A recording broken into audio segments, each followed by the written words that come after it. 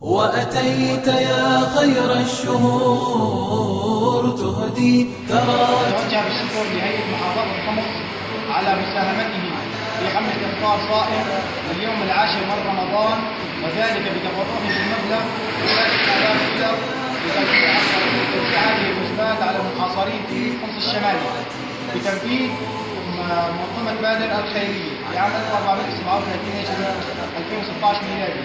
وجزاهم الله عنا وعن المسلمين كلهم. يا سعد قلبي كلما أقبلت ضاعفت الأجور، وجمعت بين فضائل نور على في القلب نور.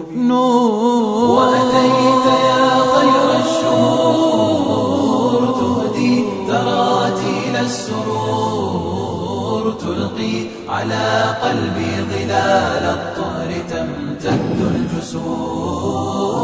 إما أتيت تعانقات في الدوح أطياف الزهور، والكون يهتف ضاحكا رمضان يا بدر البدور. وأتيت يا خير الشهور تهدي ثراتيل السرور، تلقي على قلبي ظلال الطهر تمتد الجسور.